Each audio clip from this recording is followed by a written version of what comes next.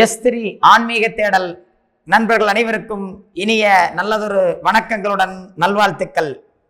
துலாம் ராசி நண்பர்களே, உங்கள் கண்களுக்கு அதிர்ஷ்டங்கள் தெரிந்தாலும் சுபக்கோள்கள் அனைத்தும் உங்கள் ராசிக்கு 8ஆம் இடத்தில் சஞ்சரிப்பதால் இந்த மாதம் நீங்கள் மிக மிக கவனமாகத்தான் சிந்தித்து செயல்பட வேண்டும்.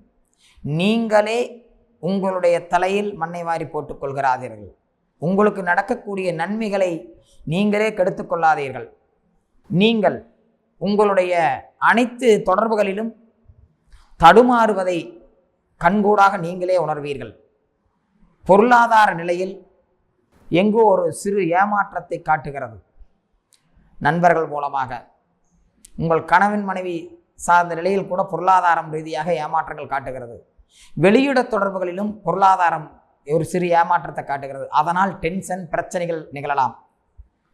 உங்களுடைய முயற்சிகள் அனைத்தும் ஏற்கனவே தடங்களாக தான் இருக்குது. இந்த மாதத்திலேயும் கூடுதலாகத்தான் தடங்களை காட்டுகிறது.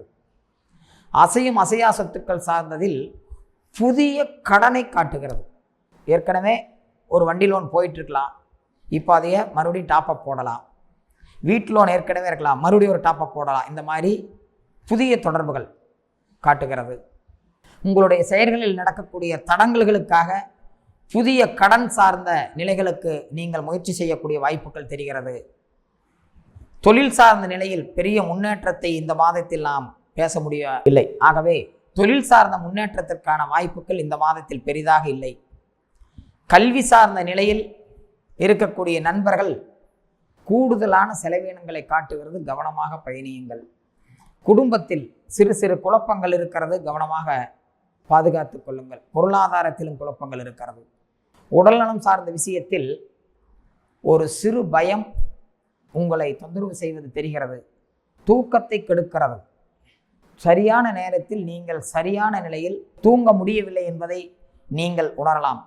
இந்த ஜூன் மாதம் 17ஆம் தேதிக்கு பிறகு பாதி மாதம் உங்களுக்கு ஓரளவு சாதகமாக இருக்கும். ஆரம்ப காலகட்டத்தில் மட்டும் அனைத்து நிலைகளிலும் சிந்தித்து பொறுமையாக கவனமாக ஒவ்வொரு அடியாக எடுத்து வைத்து செல்லுங்கள். அடுத்த மாதம் உங்களுக்கு நன்றாக இருக்கும். நல்வாழ்த்துக்கள்.